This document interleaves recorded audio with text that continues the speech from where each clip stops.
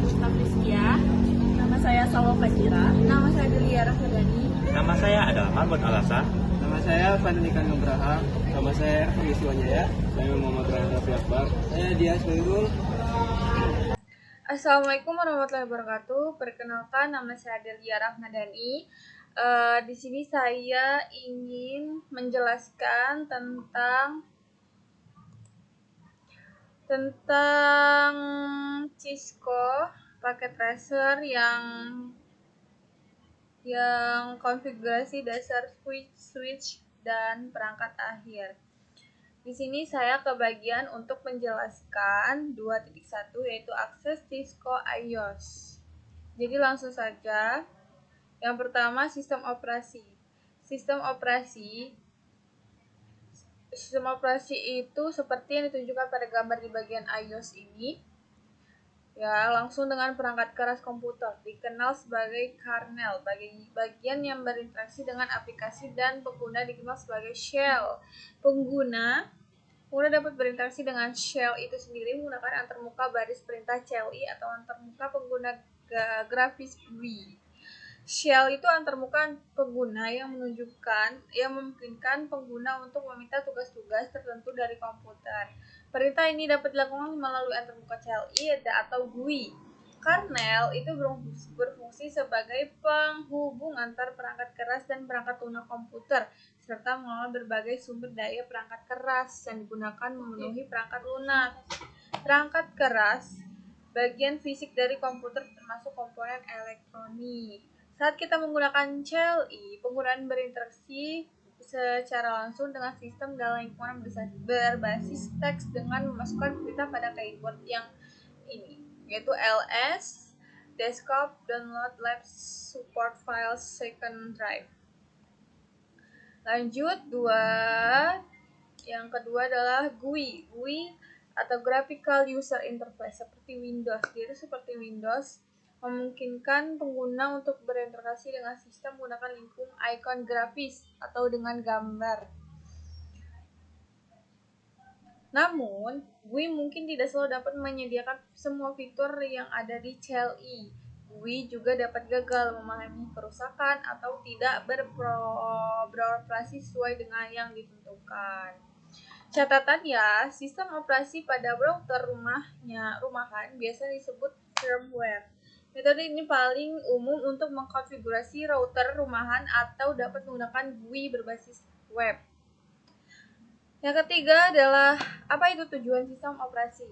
Sistem operasi ini mirip dengan sistem operasi PC melalui GUI atau Graphical User Interface. Sistem operasi PC memungkinkan pengguna untuk melakukan hal-hal menggunakan mouse, memasukkan teks pada berbaris teks, terus melihat output dari monitor. Sistem operasi juga jaringan berbasis CLI, misalnya Cisco iOS pada switch atau router memungkinkan texting jaringan untuk melakukan hal-hal berikut, yaitu menggunakan keyboard berbasis CLI atau teks, dan melihat output tadi yang ada di monitornya. Perangkat jaringan Cisco menjalankan versi Cisco tertentu ya. Jadi tidak semua versi Cisco. Jadi semua versi Cisco ya. Ini untuk pengunduhan perangkat lunak di Cisco. Oke, kita skip saja. Langsung kita masuk ke mode akses.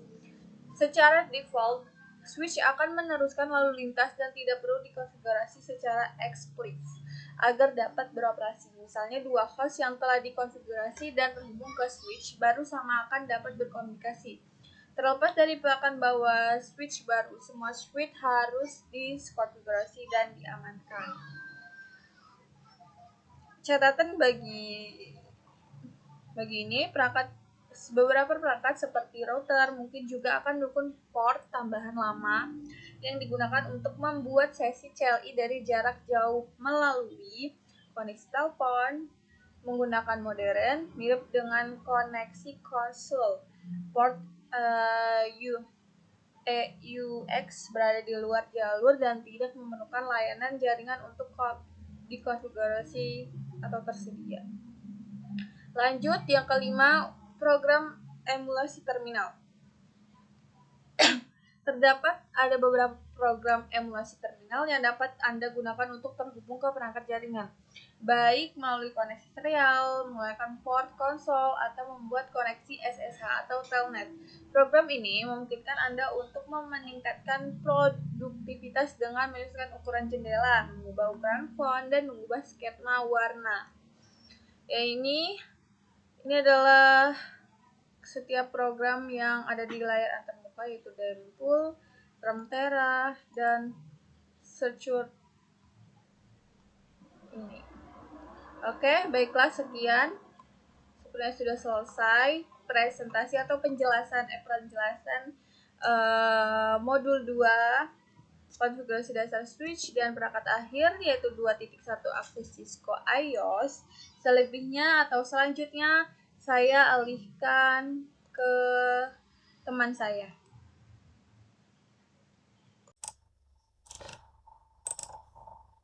Oke, bismillahirrahmanirrahim. Assalamualaikum warahmatullahi wabarakatuh. Perkenalkan, nama saya Fandika Nugraha dengan NPM 2578-2097, kelas TRI 2D. Pada kesempatan kali ini, saya akan membuat video hands-on tentang modul 2.2 kelompok 1 yang dengan judul navigasi iOS. Baik, kita langsung ke materinya saja. Yang pertama ada mode perintah utama. Mode perintah utama ini jadi kita bakal bahas gimana cara masuk ke otak perangkat Cisco. Jadi walaupun ada tampilan grafisnya, orang jaringan itu lebih suka pakai CLI, terminal CLI, atau baris perintah. Kenapa? Karena kita lebih cepat dan kita punya kontrol penuh. Nah, supaya nggak sembarang orang bisa otak-atik, Cisco bikin sistem keamanan yang membagi aksesnya jadi 2 mode utama.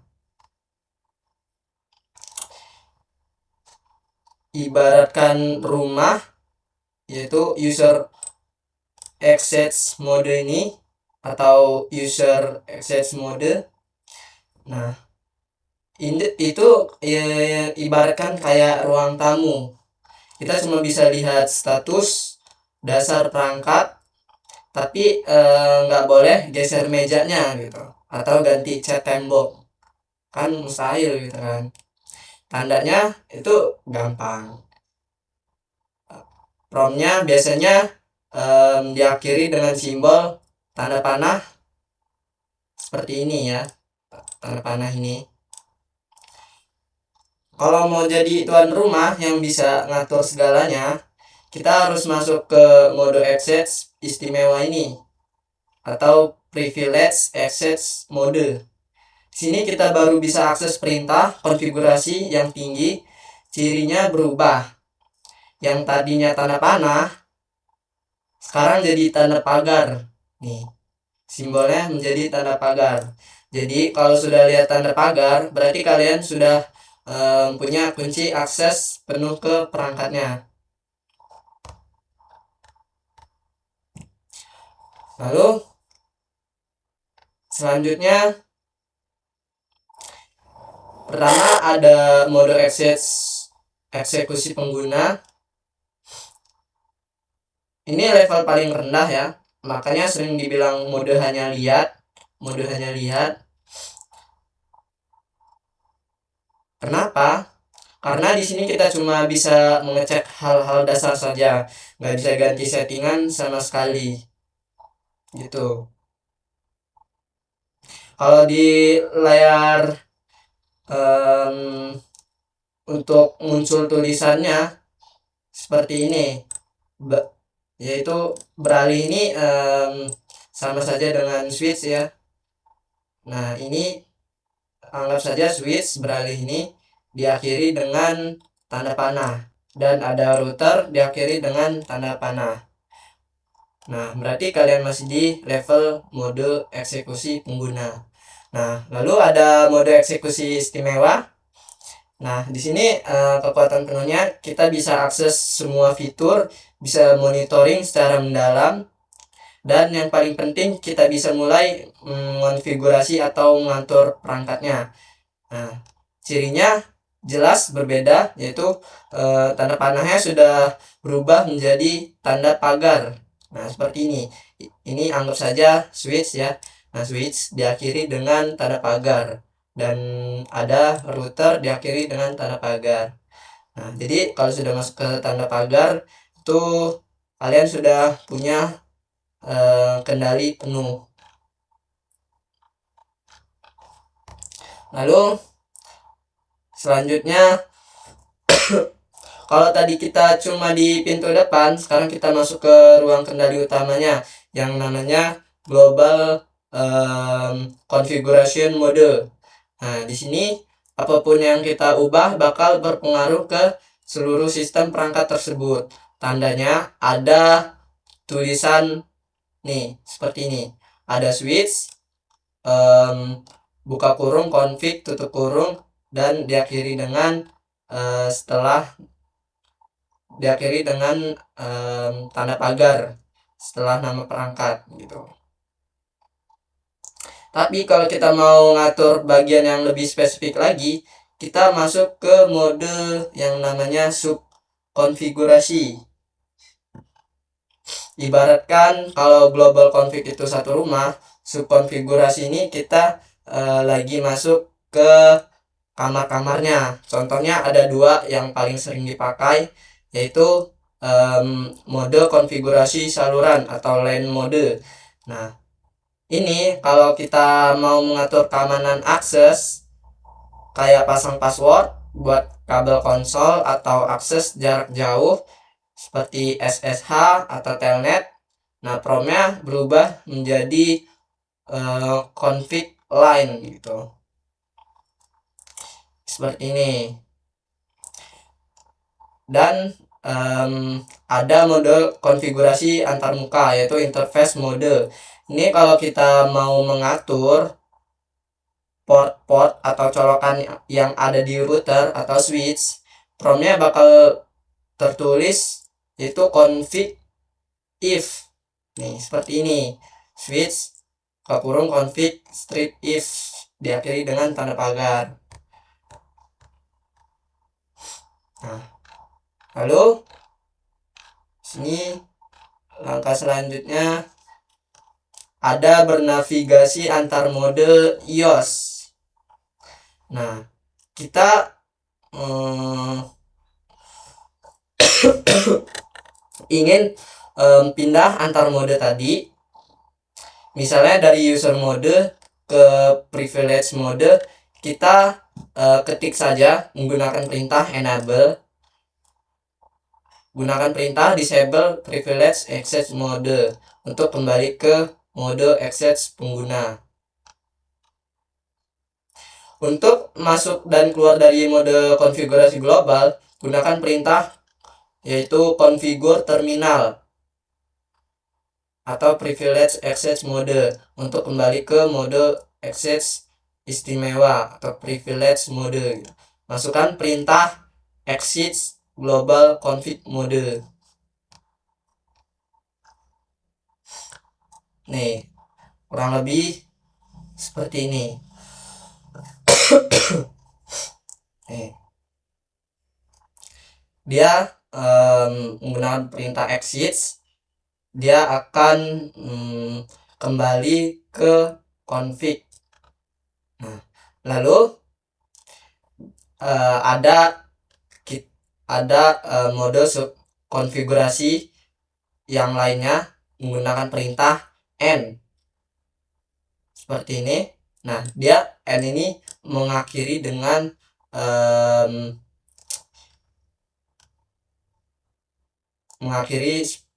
switch ini ya, atau kita bisa tekan kombinasi tombol yaitu Ctrl plus Z. Nah, Lalu kita dapat langsung berpindah dari satu mode subkonfigurasi ke mode subkonfigurasi lainnya. Peran perintah berubah dari config line menjadi config if. Nih, seperti ini. Ini perbedaannya. Lalu catatan mengenai aktivitas pemeriksa sintaksis.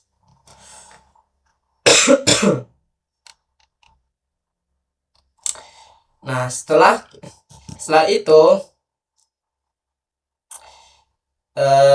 gimana kalau nanti misalkan saya salah ngetik nih, terus jaringannya mati. Nah, itu kita tenang saja. Di NetaChat kita disediakan alat simulasi supaya kita bisa belajar di lingkungan yang aman. Ada yang namanya syntax checker, ada yang dinamakan syntax checker. Ini kayak asisten pribadi yang bakal nagih kita buat masukin perintah yang benar-benar tepat gitu. Kita nggak bisa lanjut kalau ketikannya masih salah. Ini bagus banget buat melatih ketelitian kita. Terus kalau mau yang lebih berasa kayak beneran ada paket tracernya, di sini lebih fleksibel. Kita bahkan bisa menyingkat perintah, misalnya cuma ketik conf t daripada configure terminal. Nah, jadi bisa dipersingkat dari perintah configure terminal gitu.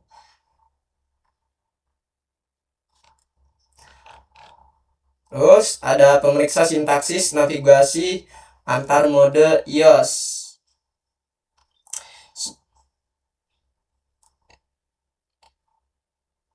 Saat ini posisi kita masih di luar atau user mode. Kelihatan dari namanya ini beralih, anggap saja switch ya. Ini versi bahasa Indonesianya dari switch beralih ini. Nah, jadi apa yang harus kita ketik sesuai perintah, kita tinggal ketik yang namanya perintah enable. Nih, kita coba saja enable, lalu enter. Nah, tanda panahnya bakal berubah jadi tanda pagar nih. Sebelumnya kan switch tanda panah, nah dia bakal berubah menjadi switch tanda pagar. Nah, disinilah ketelitian kita dilatih sebelum benar-benar memegang switch atau router beneran gitu. Mungkin cukup segini saja, sampai di sini saja penjelasan materi yang saya jelaskan. Saya akhiri, saya tutup. Wassalamualaikum warahmatullahi wabarakatuh. Assalamualaikum warahmatullahi wabarakatuh. Di sini saya Muhammad Rehan Raffi Akbar dari kelas 2D dengan NPM 257821105. Di sini saya akan menjelaskan modul 2 yaitu tentang struktur perintah iOS dasar. Nah, jadi struktur dasar perintah untuk Cisco iOS ini, seorang administrator jaringan harus mengetahui struktur perintahnya agar menggunakan CLI untuk konfigurasi perangkat. Nah, di sini ada kata kunci untuk iOS ini adalah parameter spesifik yang didefinisikan dalam sistem operasi protokol IP. Nah, di sini juga ada argumen. Ini bukan yang telah ditentukan sebelumnya, ini adalah nilai atau variabel ditentukan oleh pengguna dengan IP 192.168.10.5. Nah, lanjut, saya menjelaskan pemeriksaan sintaks perintah iOS. Nah, jadi di sini suatu perintah mungkin memerlukan satu atau lebih dari argumen. Nah, untuk menentukan kata kunci dan argumen yang diperlukan untuk suatu perintah, nah, lihat sintaks perintahnya. Sintaks perintahnya menyediakan pola atau format. yang harus digunakan saat memasukkan perintah. Nah, di sini ada konvensi dan keterangan. Misalnya huruf tebal, teks yang dicetak tebal menunjukkan perintah, dan kata kunci yang Anda masukkan secara harfiah seperti ditampilkan. Nah, di sini juga ada huruf miring. Teks miring ini menunjukkan argumen yang nilainya Anda berikan. Nah, di sini ada tanda kurung siku yang menunjukkan elemen opsional atau kata kunci pada argumen. Di sini ada tanda kurung kurawal menunjukkan elemen yang wajib ada. Nah, di sini ada tanda kurung kurawal dan garis vertikal di dalam tanda kurung siku menunjukkan pilihan yang wajib diisi dalam elemen opsional. Spasi digunakan untuk membedakan bagian perintah dengan jelas. Nah, di sini juga ada ping IP address, perintahnya adalah ping, dan argumen ditentukan pengguna adalah alamat IP perangkat tujuan, misalnya ping 10.10.10.5. Nah, di sini ada juga router IP address, perintahnya route ini argumen yang ditentukan pada pengguna adalah alamat IP perangkat tujuan, misalnya tercore 192.168.254. Nah, di sini juga ada fitur bantuan iOS. Nah, di sini pemeriksaan sintak perintah memverifikasi bahwa perintah yang dimasukkan oleh pengguna valid saat perintah dimasukkan. Penerjemah baris perintah mengevaluasi perintah dari ke kanan jika penerjemah memerintah perintah tersebut. Nah, di sini lanjut tombol pintasan dan cara cepat. CLI atau iOS menyediakan tombol pintas dan pintas yang mempermudah konfigurasi pemantauan dan pemecahan masalah. Di sini ada tab melengkapi entry nama perintah sebagian, terus ada hapus untuk menghapus karakter di sebelah kiri kursor, terus ada di sini Ctrl+D menghapus karakter pada kursor, Ctrl+K menghapus semua karakter dari kursor hingga akhir baris perintah. Di sini ada Ctrl+K menghapus semua karakter dari kursor hingga akhir baris perintah. Ada SCD menghapus semua karakter dan kursor hingga akhir kata. Sini Ctrl+U atau Ctrl+X menghapus semua karakter dari kursor hingga ke awal baris perintah. Di sini ada SCB menggeser kursor kembali ke satu kata ke kiri. Di sini ada SCV menggeser kursor satu kata ke kanan. Nah, di sini ada penekanan tombol atau keterangan masukkan tombol atau menampilkan baris berikutnya. Terus di sini ada tombol spasi menampilkan layar berikutnya. Tombol lainnya yaitu mengakhiri string tampilan kembali ke perintah sebelumnya kecuali Y yang menjawab ya untuk perintah selengkapnya dan berfungsi seperti tombol spasi. Nah, di sini ada penekanan tombol perintah yang digunakan untuk keluar dari suatu operasi, yaitu ada Ctrl+T-C saat perintah berada dalam mode konfigurasi apapun, mengakhiri mode konfigurasi dan kembali ke mode EXE istimewa saat berada dalam metode pengaturan, membatalkan proses dan kembali ke prompt perintah. Terus ada Ctrl-Z saat berada dalam mode konfigurasi apapun, mode konfigurasi akan berakhir dan kembali ke mode EXE istimewa. Ctrl+Shift -6 turutan jeda seberguna yang digunakan untuk menghentikan pencarian DNS dan track route, ping, dan lain-lain. Nah, yang terakhir ada menavigasi iOS dan menggunakan TerraTram untuk konsul. Yaitu pada bagian pertama mengakses switch Cisco Monitor Console, terus menampilkan dan pengaturan dasar perangkat. Terus ketiga mengakses router menggunakan kabel konsul mini USB. Nah, jadi disitulah presentasi saya dengan penjelasan modul 2 yaitu tentang iOS. Sekian dari saya, Muhammad Rayhan Raffi Akbar. Jika ada salah mohon maaf. Terima kasih. Wassalamualaikum warahmatullahi wabarakatuh. Assalamualaikum warahmatullahi wabarakatuh. Saya Salwa Fajira akan melanjutkan pembahasan tentang modul 2. Di sini saya akan menjelaskan di 2.4 konfigurasi perangkat dasar. Oke, eh, langsung aja kita mulai. Nama 24.1. Anda telah belajar banyak tentang Cisco IOS, menavigasi IOS dan struktur perintah. Sekarang Anda siap untuk mengkonfigurasi perangkat perintah, konfigurasi pertama pada perangkat apapun. Di sini lanjut aja. Untuk pedoman kata sandi. Saat memilih kata sandi, gunakan kata sandi yang kuat, tidak mudah ditebak, teman-teman. Ada beberapa poin penting yang perlu dipertimbangkan saat memilih kata sandi. Ini beberapa poinnya, ada 4.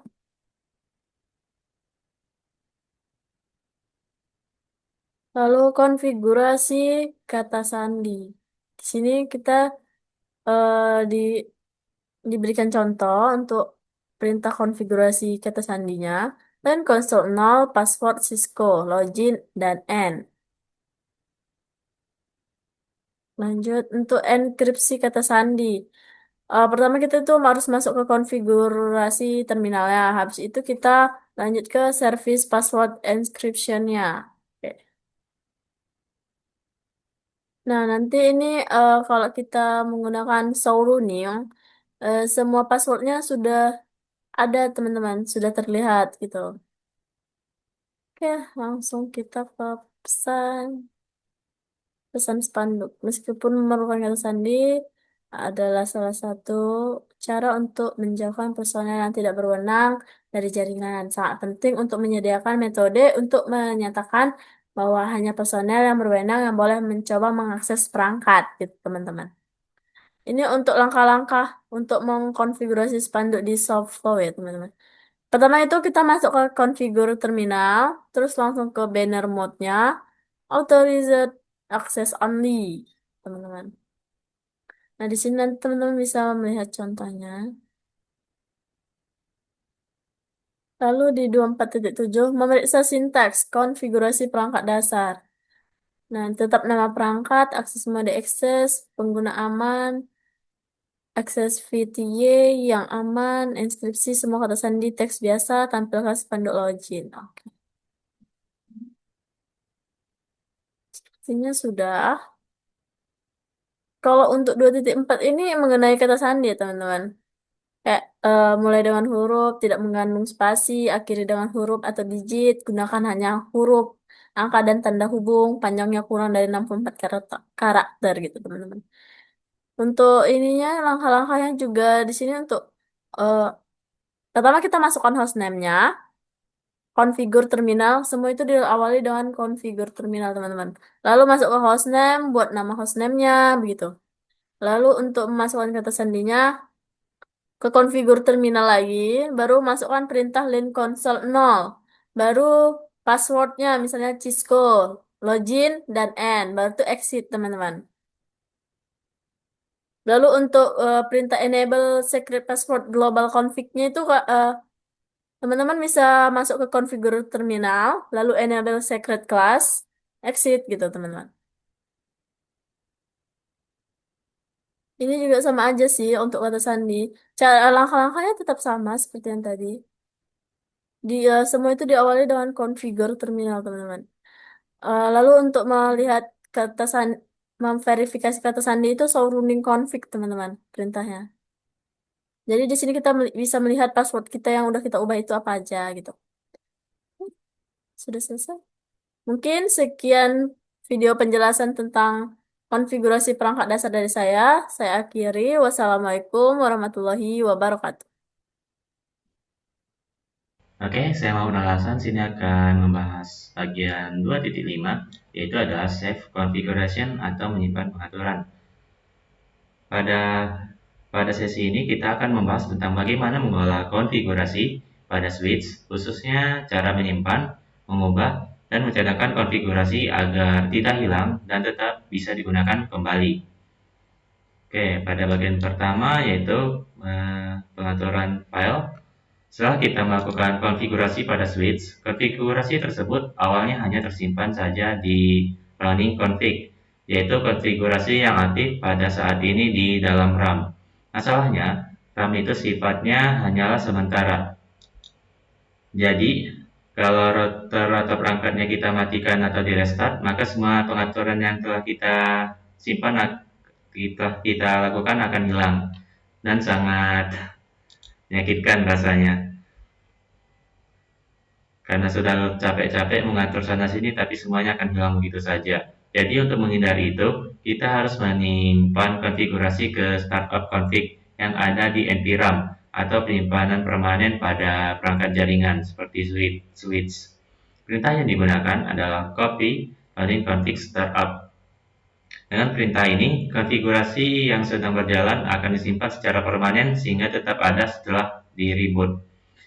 Oke, kita lanjut lagi, yaitu mengubah konfigurasi yang sedang berjalan.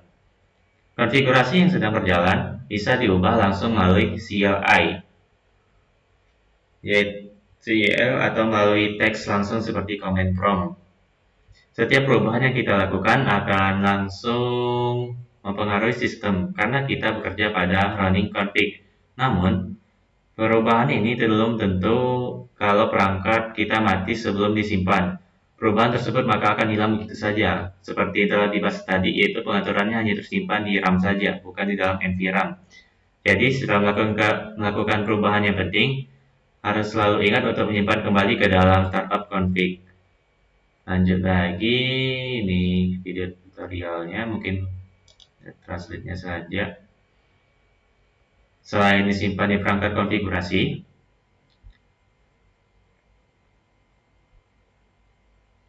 ini skip saja. Kita lanjut ke bagian ketiga, yaitu selain disimpan di perangkat konfigurasi juga, kita bisa cadangkan ke file text. Tujuannya adalah sebagai backup untuk dokumentasi atau untuk memudahkan pemulihan konfigurasi. Langkah umumnya adalah menggunakan aplikasi seperti Putiti atau TerraTrem. Ini contohnya di dalam Putiti. Dengan cara mengaktifkan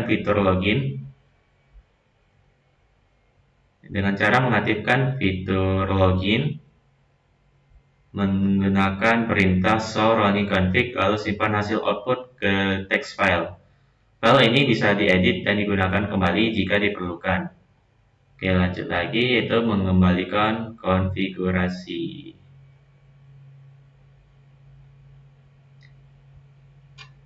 Oke, lanjut ke bagian keempat, yaitu mengembalikan konfigurasi. Jika kita ingin mengembalikan konfigurasi dari file text, maka masukkan saja ke mode konfigurasi global. Salin isi file dari CL perangkat, lalu konfigurasi akan ditetapkan kembali secara manual. Ini berguna jika terjadi error atau perangkat baru dikonfigurasi ulang atau disetting ulang. Oke, lanjut lagi. Pada bagian kelima, yaitu praktik di dalam paket tracker. Di dalam paket tracker, kita akan melakukan konfigurasi dasar switch, yaitu beberapa hal yang diantara lain mengatur hostname, mengamankan akses CL dengan password, menggunakan enkripsi password, lalu menambahkan banner peringatan, yaitu guna dari banner peringatan ini untuk memberitahu apabila akses hanya untuk pengguna yang berwenang saja. Jadi, kesimpulannya adalah konfigurasi harus disimpan agar tidak hilang. Running config bersifat hanya sementara, dan startup config bersifat permanen. Backup konfigurasi sangat penting untuk keamanan dan juga pemulihan. Dengan memahami ini, maka kita bisa mengelola switch dengan lebih aman dan juga profesional. Terima kasih.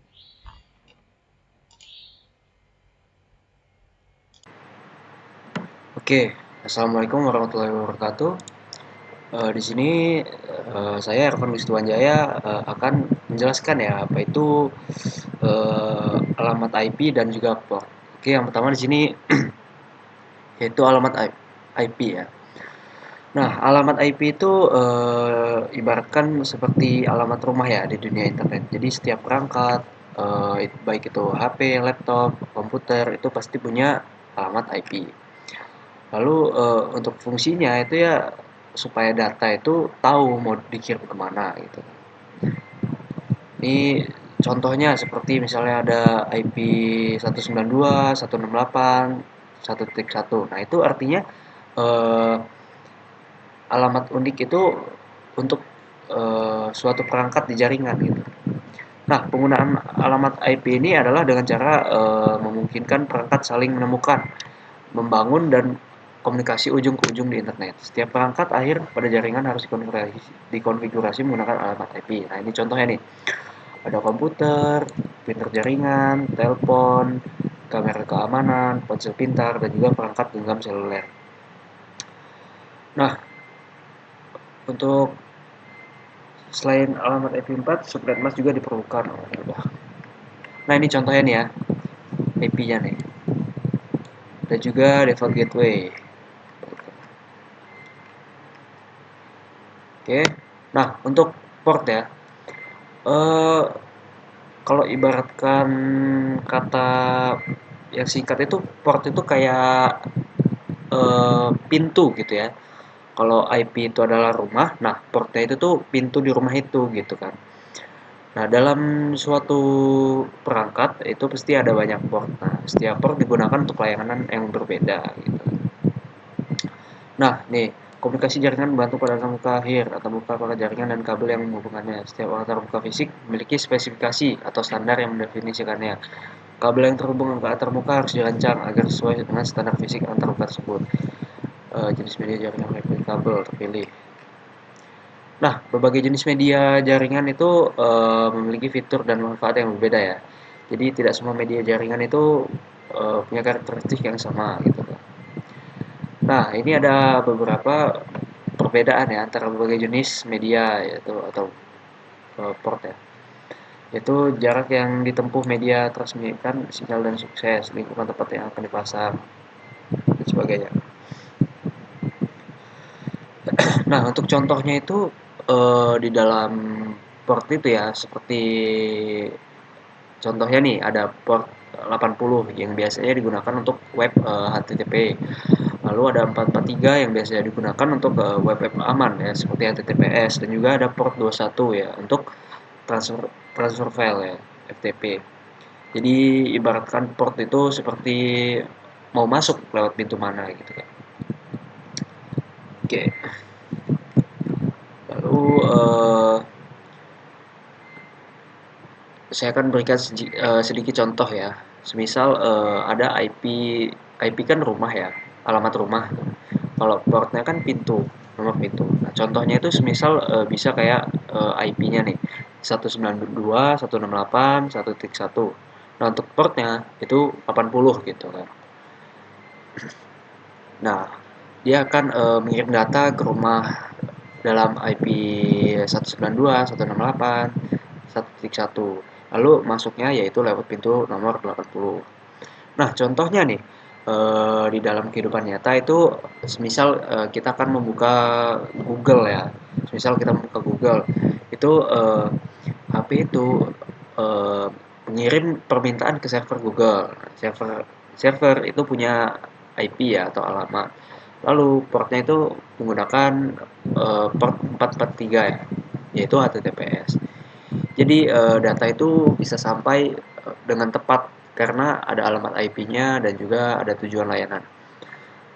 Kita bisa bayangkan internet itu seperti pengiriman paket ya. Alamat IP itu menunjukkan lokasi tujuan, sedangkan port itu menunjukkan layanan ya. Ada eh, atau pintu yang digunakan gitu lah. Tanpa keduanya itu data itu nggak akan sampai dengan benar. Gitu. Oke, mungkin cukup sekian dari saya. Assalamualaikum warahmatullahi wabarakatuh. Assalamualaikum warahmatullahi wabarakatuh. Selanjutnya, saya akan melanjutkan pemaparan materi yang sebelumnya disampaikan oleh teman saya. Langsung saja di sini saya mendapatkan bagian di subbab 2.7 untuk mengkonfigurasikan pengalamatan IP. Nah, langsung saja di sini ada 2.7.1 manual IP address configuration for end device. Jadi konfigurasi alamat IP secara manual itu tuh disebut sebagai static IP. Metode ini tuh dilakukan dengan memasukkan alamat IP secara langsung ke dalam perangkat. Informasi yang harus diisi tuh meliputin, nah di sini yang harus diikutin tuh kayak IP address-nya, kemudian subnet max, kemudian default gateway, dan DNS servernya. Nah, sebelumnya saya akan menjelaskan tuh IP address tuh apa sih. Nah, IP address tuh identitas unik perangkat. Subnet max tuh menentukan jaringan dan host. Sedangkan default gateway itu penghubung ke jaringan lain. Jadi untuk menghubungkan ke jaringan lain. Dan terakhir DNS server itu tuh untuk menerjemahkan nama domain menjadi alamat IP. Oke. Nah, kemudian di sini saya akan melanjutkan ke subbab 2.7.2 automatic IP address configuration for an device. Nah, setiap selain manual, konfigurasi IP itu dapat dilakukan juga secara otomatis menggunakan DHCP atau bisa dibilang Dynamic Host Configuration Protocol. Jadi teknologi itu tuh bisa memungkinkan perangkat memperoleh alamat IP tanpa pengaturan manual. Nah, keunggulan DHCP ini tersendiri itu tuh bisa menghemat waktu konfigurasi, mengurangi kesalahan pengaturan, mencegah konflik alamat IP, bahkan digunakan secara luas dalam jaringan modern. Nah, pada IPv6 itu metode ini serupa dikenal sebagai DHCP F6 dan SLA AAC gitu. Oke, langsung saja kita lanjut ke berikutnya. Ada subbab 2.7.3 yaitu Verify Without PC IP Configuration. Jadi untuk mengetahui configuration IP pada komputer Windows, kita tuh digunakan sebagai IP config melalui command prompt. Perintah ini nih untuk menampilkan alamat IPv4, subnet max, N, dan default gateway. Jadi verifikasi ini tuh penting untuk memastikan perangkat itu telah terhubung dengan benar dan jaringan. Nah, kita untuk melihatnya gini. Oke. Nah, kemudian di sini ada 2.7.4 ada switch virtual interface configuration. Jadi kenapa sih switch virtual interface configuration ini nih? Jadi agar switch itu dapat diakses dari jarak jauh diperlukannya switch virtual interface atau bisa disebut SVI. SVI itu tersendiri adalah antarmuka virtual biasanya pada VLAN 1 yang memungkinkan switch memiliki alamat IP untuk keperluan manajemen. Dengan konfigurasi ini, administrator dapat mengelola switch melalui jaringan. Nah, kemudian ada 2.7.5. Di sini ada syntax checker konfigurasi switch virtual interface. Nah, konfigurasi SVI ini tuh dilakukan dengan menetapkan alamat IP kayak alamat IP, subnet max, serta mengaktifkan interface. Selain itu, switch juga tuh bisa memerlukan default gateway agar dapat berkomunikasi dengan jaringan lain nih. Oke, langsung di sini ada packet tracker yaitu implement basic connectivity.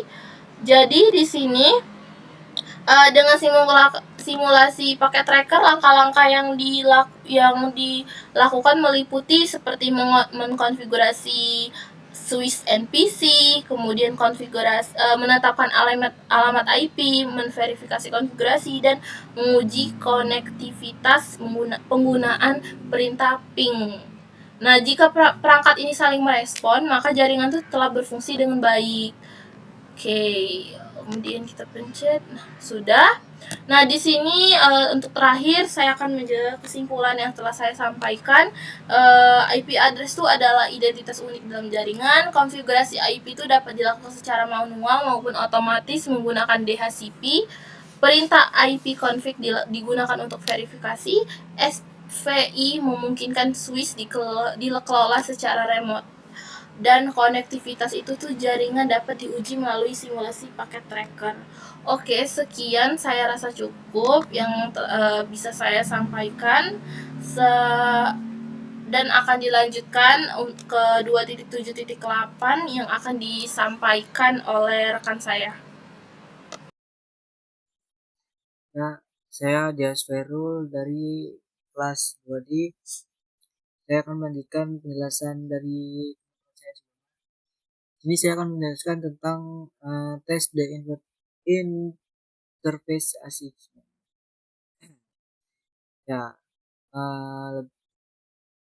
lebih tepatnya itu tentang verifikasi interface pada switch. Setelah kita melakukan konfigurasi IP, address langkah selanjutnya adalah melakukan verifikasi untuk memastikan konfigurasi tersebut sudah berjalan dengan baik. Nah, dan untuk mengeceknya, kita akan melakukan perintah show IP interface brief. Perintah ini digunakan untuk melihat daftar interface IP address serta statusnya. Ada dua kondisi utama yang biasa muncul. Pertama itu ada administratively down, artinya interface masih belum aktif. Yang kedua ada up atau up, artinya itu interface sudah aktif dan berjalan normal. Jika interface masih dalam kondisi administratively down, maka harus diaktifkan dengan perintah no shutdown. Dengan begitu, interface akan berubah menjadi aktif dan siap digunakan. Kesimpulannya, perintah ini sangat penting untuk memastikan bahwa interface dan IP address pada switch sudah aktif dan berfungsi dengan baik. Selanjutnya itu ada 2.8.2. Ini tes end-to-end connectivity. Lebih apa itu tentang pengujian koneksivitas jaringan menggunakan perintah. Setelah konfigurasi selesai, kita perlu memastikan bahwa semua perangkat dalam jaringan sudah saling terhubung. Untuk itu, gunakan perintah ping. Setelah ping berfungsi untuk menguji apakah suatu perangkat sudah terhubung dengan perangkat lain dalam jaringan, hasil dari ping biasanya berupa reply, yang berarti koneksi berhasil. Dan ada juga request timeout, yang berarti koneksi gagal atau tidak ada respon. Terkadang, pada percobaan pertama, bisa muncul request timeout. Tetapi setelah itu, koneksi menjadi berhasil. Hal ini masih normal. Pengujian dapat dilakukan antara PC ke switch atau PC ke PC lain. Selain itu, penting juga untuk melakukan pengujian dua arah. Jika hanya satu arah yang berhasil, kemungkinan ada masalah, seperti firewall yang memblokir koneksi. Kesimpulannya, perintah ping digunakan untuk memastikan bahwa perangkat dalam jaringan sudah terhubung dan dapat berkomunikasi dengan baik. Mungkin cukup sekian dari saya. Terima kasih. Itulah sekian dari video kami pemaparan materi modul 2. Kalau kurang ada kesalahan mohon dimaafkan. Kami akhiri. Wabillahi taufiq wal hidayah. Wassalamualaikum warahmatullahi wabarakatuh.